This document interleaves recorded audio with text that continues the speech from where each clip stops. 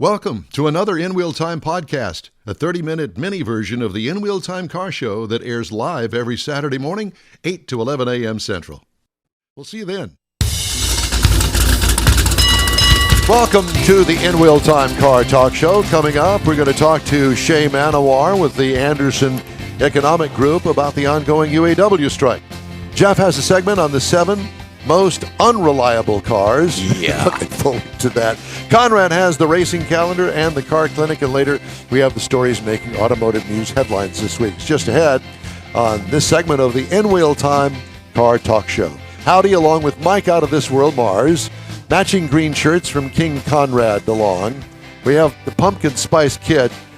We need more, Jeff Zekin. Pumpkin Spice Kid. I'm Don Armstrong. Glad you could join us on this Thanksgiving show for 20... Thanksgiving. What the? Halloween. Jumping ahead a little bit, aren't you, Don? It's not Thanksgiving? No. See, Thanksgiving we have a turkey instead of they ghosts. have Pumpkin. We have birds. There's a bird on the... You're stretching. You're reaching. Well, what about the ghost over there? That's boo. Boo. Hey, boo. It's would the be Halloween at show, and I was jumping ahead. Yeah.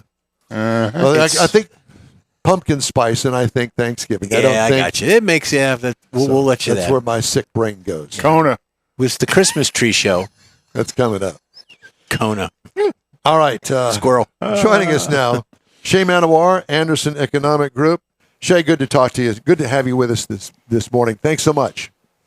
Thank you for having me back. It's gonna be great, and then so good to see you guys about to celebrate Thanksgiving. Exactly. I must say this: turkeys might be thinking this is Halloween. Yeah.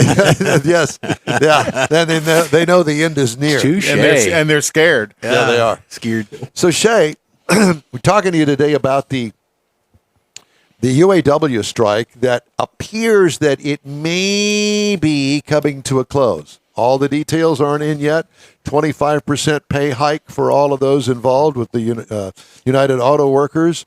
And, of course, all got to be ironed out, spelled out, and then approved by the auto workers. Voted on, yeah. Yeah, I think that's going to happen is my gut feeling on that. But all the damage that's been done over the past 5 weeks, 6 weeks, it's pretty extensive.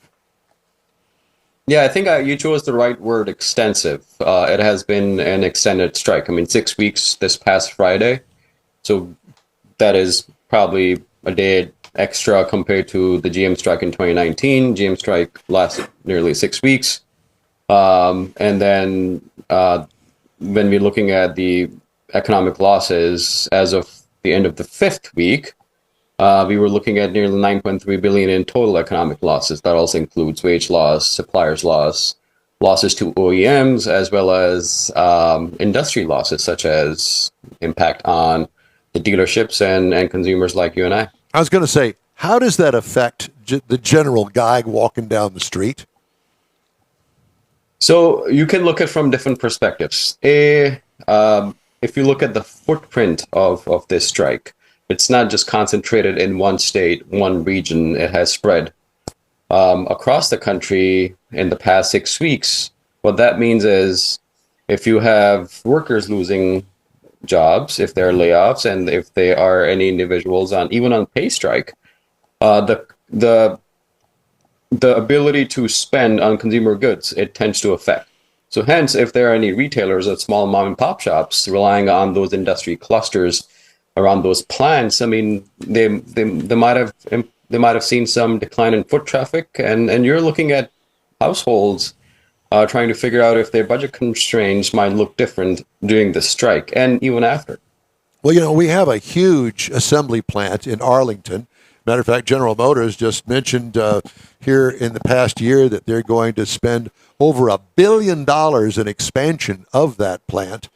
And there are a lot of people that work at that plant. 5,000. 5,000, yeah. About 5,000 people. And chances are that there is somebody that watches this show in the state of Texas that probably knows somebody or somebody related to those folks. And, going from whatever wage they made to $500 a week, that's significant. And how is it going to affect their Christmas? So now that That plant went on strike a couple of weeks ago. Even though the strike's over, there's a long-term effect of that loss of income as we go into the Christmas season. See, you've jumped from Thanksgiving to Christmas. Christmas already, yeah. You're moving quick. I am moving quick, like this show does. But it's a lot, and we don't really think of it, oh, that doesn't affect me. Yes, it does. Somewhere down the line, it does affect you because it affects those people. The auto industry is massive. Mm-hmm. It is absolutely massive. Do you know somebody that doesn't own a car? I don't think that I do. That relies on mass transportation here in the Houston area? No, I don't. Maybe in New York, okay, I get that, because they have an infrastructure there that really depends more, I think, on the mass transit. Well, and one of the areas I see the impact, because I do, I'm a claims adjuster now for an aftermarket warranty company, is the unavailability of parts to fix people's cars because of the strike and the plants that were selected by the UAW. Well, to that end, there's even parts that have not recovered from the pandemic. Right. And and some of those tier 2, tier 3 suppliers that just for 6 weeks of this auto strike are going to go out of business and will never come back. And some of those parts may never be available again because of the proprietary nature of what they were building. It's going to have a lasting effect. Yeah. So, I guess the point of this is the fact that this is going to go on, even though the strike may be coming to an end and it finally will be ratified and everybody goes back to work, that we're going to feel the effects of this for months to come. Absolutely. And I'm glad that you guys mentioned a few things. You mentioned pandemic, because let's not forget it was just a few years ago. Soon after pandemic, the entire auto industry went into a supply chain hurdles, or you can call it disruption. I remember walking around the Lansing area where I live. There were thousands of GM cars parked because in the parking lot, empty parking lot, cars were parked on campus because there were not enough semiconductor chips to complete the product. That impacted the dealership's ability to sell vehicles to their customers. And when that did not happen, we saw an impact on the sticker price. The average transaction price just went up from nearly $38,000 per new car to nearly 50. Now I think it's touching 48, 49 nowadays. Yes. So at some point when you mentioned, yes, there's a small term effect on wages, small term effect on households that are going through this event, which is the strike. But then the long-term impact would eventually be felt by many of a typical American who may not even live closer to these affected plants, solely because how, as you mentioned, the auto industry, which is a massive industry, and it's also pretty competitive. Let's not forget that we are not looking at the entire industry. We are looking at 3 legacy U.S. OEMs that are supposed to be competing with brands such as Toyota, Honda, Kia. And then in the midst of this entire strike, we are supposedly in an EV transition. We are supposed to be, the U.S. companies are supposed to be making more EVs. They're supposed to be making EVs that are willing buyers are looking at, and then they want to buy those compared to Hondas or Teslas. But then when we are not focusing on the EV transition the way we're supposed to, we are looking at losing competitive edge. We saw that. And if you think they lost money for the strike, here, hold my beer. Watch how much money we're about to lose doing EVs, because I think that's going to be a greater financial loss. And I wrote down a couple of things. I think there's going to be a strike hangover, or sort of like a buyer's remorse going on with these workers that voted for this or will vote for it. I'm thinking that they've all got to go back to work now, and they're all contemplating and thinking, I've got this great contract. Is it really worth it? Is it really going to benefit me? I think there's going to be some backlash, maybe a year, 2 years down the road, that it really wasn't a good idea. Well, the other thing, and let me just mention this too, the tier 2 and tier 3 suppliers, they are going to have to now compete amongst themselves for workers, because if you make a widget and I make a widget and I pay Conrad, an extra $1 an hour. May not sound like a lot, but think about it. Yeah, over time. Over the time. Lots of people are going to go for that dollar. Yeah, there's going to be a lot of jumping. Yeah, a lot of jumping. So, Shay, taking that a little bit further, and I was looking through some of that. We got a ton of information from y'all about the workers and the fact they've been out on 6 weeks now. You know, I'm from East Texas. We've had some nasty strikes over there, last over a year, shootings on the picket lines. We've had all kinds of stuff over the years. And I've got an opinion, but I'm asking you from your perspective, are these workers really going to get value? Are they going to be ahead of the game because of what they've lost? The loss for 6 versus weeks what and they're what they getting. gained. The buyer's remorse. Yeah. That is actually a very good question. Are they going to gain? Some workers might, yes, but many may not have any clear directions as to what is stored ahead. I mean, as of right now, we know that there is some contractual bargaining going on. Yes, we know that they're pushing for higher wages, and then yes, they might get it. But then we also have to factor in the inflation and the rising cost of living. Is that going to impact a typical worker's ability to buy and spend more? That is a big question. At the end of the day, are you able to save enough for your next generation for a college fund? Are you able to spend enough money on vacationing? Are you able to buy big ticket items such as vehicles and able to afford mortgages? But let's look at the interest rates. So I think when we look at the economic side of it, just because your ability to earn a little more goes up, that doesn't mean your ability to spend and consume improves. Goes up proportionately. You're looking at a lot deeper than I was. I was just looking at it and saying, okay, these guys just lost 6 weeks of wages.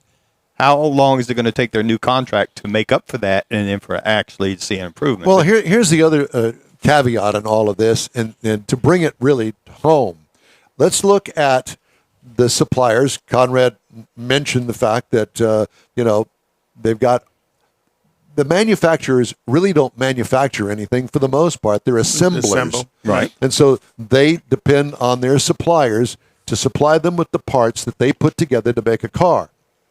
How does that affect me locally? Well, first of all, they haven't been making cars for 6 weeks for the most part, and we'll just use that as an example. Okay, so what about that dealership that is depending on that particular model to get them through the next month or two, and they don't have that ability to do that because they can't get the car. The car's not being built. Yeah, but days supply has been pretty strong, but I think there's going to be an air bubble in the pipe from this 6 weeks that's going to have an impact on that days supply. But right now, I think that I think still GM Stellantis are 60 days supply. But that's the overall because they make more than one model of car. Right. And there's going to be that one plant that was shut down during this Silverado, Ram 1500, Ford F-150, because those were the ones, UAW chose those for a reason because those are the high profit margin assembly and those are the plants. factories for the most part that are running 2 and 3 shifts. Right. And if I can add, let's not forget brand loyalty. I'm gonna remember that EV. We have some issues with the EV transition, but let's not forget that brand loyalty and consumer perception. It matters so much when you're trying to launch something which you haven't launched. You're trying to sell something you haven't sold enough, and you're looking at few extremely well-oiled competitors such as Tesla or other brands who do not have to worry about unions or ensuring that products are built inland. I mean, we're looking at some import brand as competition in the next few years, and then the question is, are we ready for that? And are you ready to influence the brand loyalty again the way we did many decades ago? Because when we look at the data, I mentioned that last time, to look at the data, I do not see the U.S. automakers at the top 5 consistently. There's always a threat when it comes to market shares. And then we see that shifting every time there's a major event. It shifted again. It shifted in the favor of Hyundai and Kia the moment they improved their brand. in the past few years. And they are capturing market shares from Honda, from Ford, from Chevy. But the moment any of these import brands are able to launch EVs that people are willing to buy and they find it a little cheaper than Fords or Chevys, guess what? You would have to figure out we have to figure out some ways to fulfill those aggressive promises that they made in the past couple of years. And I see that as a concern because we have made some aggressive timeline as well as goals. And I realize that going into election year, people do remember those promises, and then they might hold some of these of public officials, including CEOs, accountable in case if they're not able to see that planned, being able to produce batteries or electric vehicles and then offer new jobs in the next 4 or 5 years. Well, one of the things that I mentioned here in the last hour of our show, now that the price of the cars for the UAW built vehicles are going to go up as they would with anything else, that you're going to raise their prices, their rate cost for 25% increase in pay. Now you're going to raise the price of those UAW built cars, and in some cases they're going to be in competition with $100,000, say, Mercedes-Benz, as opposed to the $100,000 Chevrolet Suburban.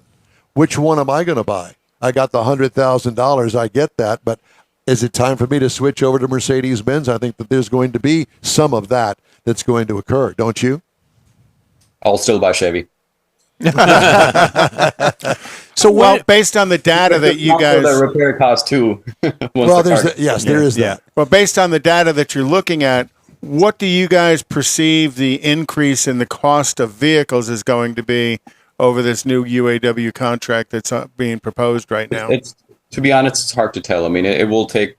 The good thing is in the past 6 weeks we looked at more data, and then we will start seeing more data in the next few weeks and maybe months, and then and then we will be able to have a better understanding of how much of a cost shift would occur in the next couple of quarters. Yeah. At this time, it's pretty raw. I mean, we're still looking at an ongoing strike. I mean, it hasn't ended yet officially. Yeah. So maybe in the next couple of months, next quarter, we would know, and especially if we notice any decline in consumer appetite to buy new vehicles come the Christmas time, because next few months, and especially interest rates and all that, yeah. So the Fain is the president of the UAW.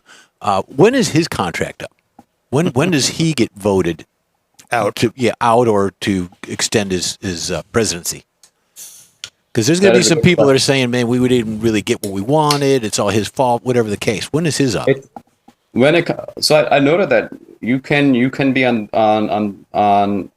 public opinion's good side for a bit, but once the fatigue factor kicks in, mm-hmm. and when you will notice an average consumer's ability to spend the way he or she wanted to, if it starts getting impacted, I mean, that's human nature. We do tend to find scapegoats, and mm-hmm. and most of the times those in prominence, for instance, Sean Fain here, he might be in the hot enjoying seat right now, but come few months down the road, you might see people finger pointing. So Gotcha. That's my anticipation. I've not seen his contract. I don't want to see his contract. At the end of the day, if it impacts whatever has happened in the past 6 weeks, if it impacts the auto industry, that's what we quantify. That's what we look at. Right. And I have said that numerous times since 2020. Every year there has been a disruption.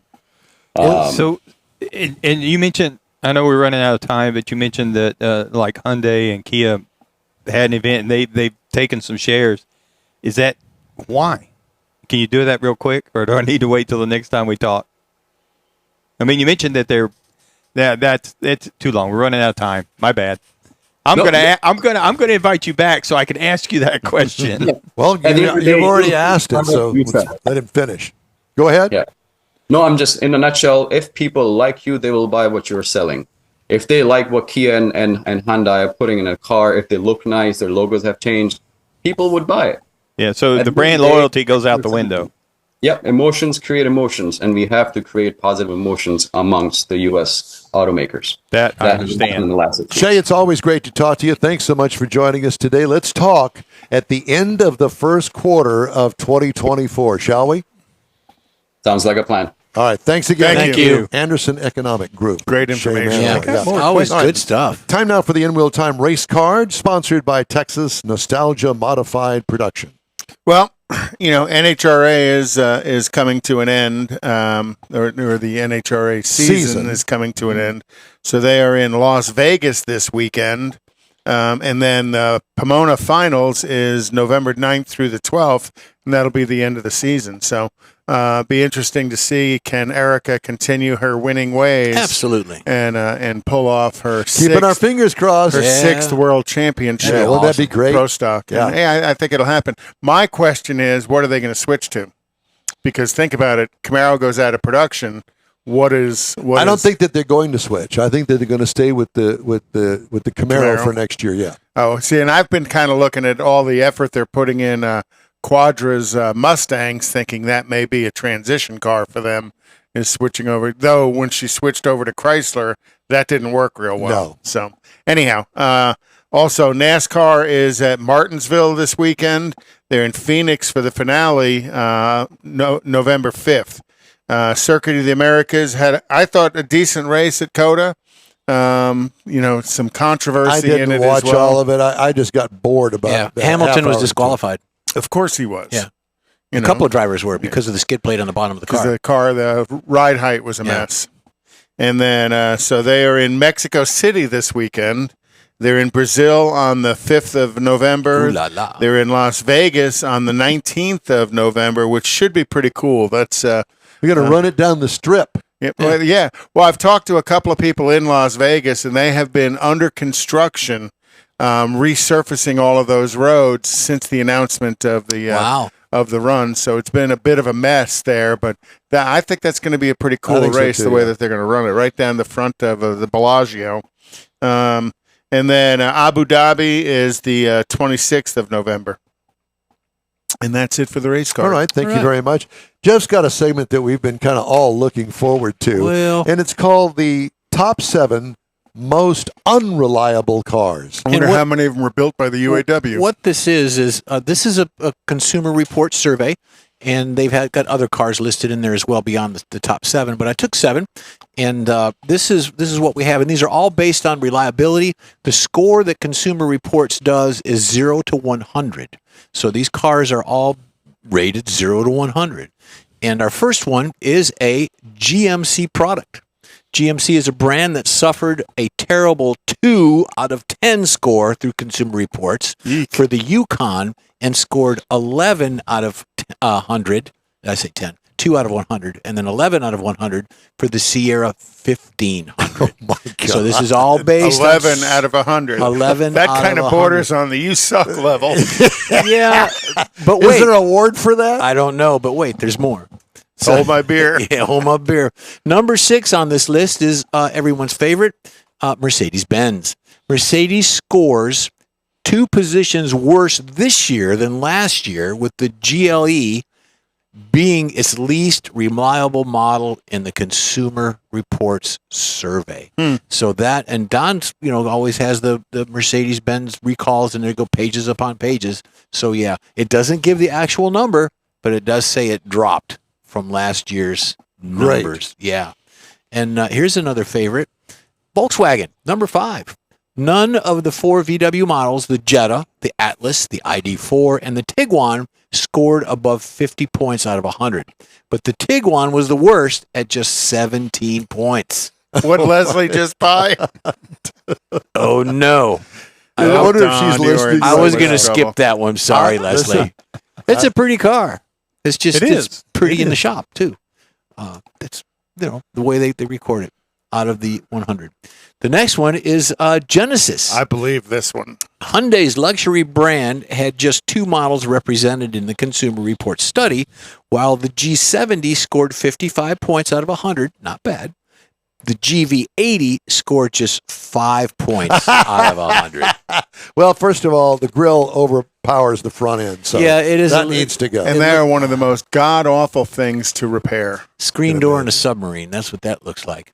And number 3 in our list today would be the Jeep. Though the Jeep Cherokee, Wrangler, and Gladiator are able to get you off the beaten path at no problem, they can also land you in the shop with reliability scores of 30 for the Cherokee, 25 for the Wrangler, and 23 for the Gladiator. That's why they all come equipped with tow hooks. Oh, and winches. Got to have winches.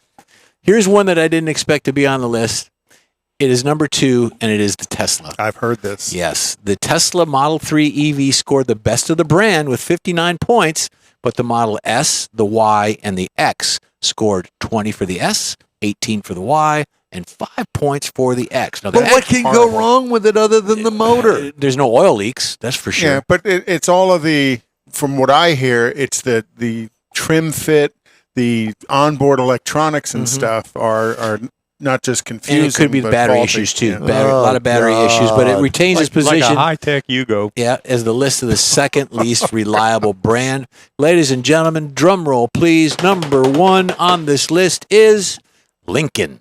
Oh. Ford's luxury brand Lincoln retains the dubious honor, Mike, you know that word, of being the least reliable, with the Aviator being the most egregious offender. Like being shot in the back of the head. It's a shame, as Lincoln does make some really good quality products and other lines of it. They are enjoyable vehicles, but in this case, through Consumer Reports, they're number 1 on the least favorable.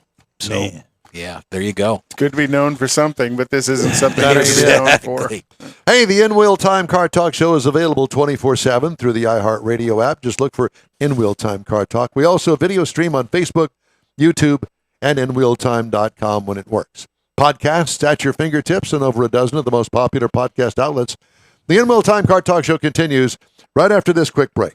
Tailpipes and Tacos is back. It's been a while, but the popular Tailpipes and Tacos Cruise-In returns to the Loopy Tortilla Tex-Mex in Katy, and it's an extra special one. Bring your Hot Rod Classic or Modern Classic to compete for one of the famous Chili Pepper trophies and get a free breakfast taco. Just make a donation of any size to God's Garage and Loopy's will match it. You'll be helping single mothers who need a set of wheels. It's been almost a year in the making, so you won't want to miss Tailpipes and Tacos, Saturday, November 11th, 8 to 11 a.m. Cruise in, donate what you want to God's Garage, and grab a free Loopy Tortilla breakfast taco. Tailpipes and Tacos only happens at the Loopy Tortilla Tex-Mex in Katy at 703 West Grand Parkway at Kingsland Boulevard, just south of the Katy Freeway. It's car show season, and what better way to kick it off than a free taco and camaraderie at Tailpipes and Tacos, Saturday, November 11th, 8 to 11 a.m. The In Real Time Car Talk Show will be there too. Proceeds benefit God's Garage. Rogers Dabbs Chevrolet and GM Performance has the absolute best price that you will find on GM parts plus transmissions and engines. Over $25 million in parts and powertrain inventory and customer service that will be not matched by anyone in the country. Rogers Dabbs Chevrolet and GM Performance, whether you are a drag racer, an oval track racer, a hot rodder, it matters not. Rogers Dabbs Chevrolet and GM Performance will have the best price in the country, the best customer service, and the best delivery times that you will find on your GM parts. It can be on your dock, at your front door in a matter of days. It's Rogers Dabbs Chevrolet, GM Performance, and customer service to boot. Contact our Texas team, Gina Shile-Knowles at 713-907-0906 or Rodney Rodriguez at 512-300-4445. You will not find better service or better inventory in the country. Rogers Dabbs and GM Performance. Houston's finest cars are invited to another Gulf Coast Auto Shield Car Social, Saturday, December 2nd, and you're invited too. Show off your personal pride and joy, or just stop in to see the likes of Lucid, Lamborghini, Porsche, Ferrari, and more. Gulf Coast Auto Shield is your one-stop shop for paint detailing, coatings, window tint, clear bras, and wheel repair. The Car Social is your opportunity to get a tour of this state-of-the-art facility located at 11275 South Sam Houston Parkway, just south of the Southwest Freeway. It all takes place Saturday, December 2nd, 9 to noon. This is the perfect opportunity to connect with other car enthusiasts. From BMWs to Bentleys, Corvettes to McLarens, the Car Social is a different kind of show. Talk to the owners. See Gulf Coast Auto Shield's facility. You'll be amazed. Put it on your calendar now. The Gulf Coast Auto Shield Car Social, Saturday, December 2nd, 9 to noon at 11275 South Sam Houston Parkway, just south of the Southwest Freeway. The In Real Time Car Talk Show will be there too. We'll see you then. That's it for this podcast episode of the In Real Time Car Show. I'm Don Armstrong, inviting you to join us for our live show every Saturday morning, 8 to 11 a.m. Central on Facebook, YouTube, Twitch, and our InRealTime.com website. Podcasts are available on Apple Podcasts, Spotify, Stitcher.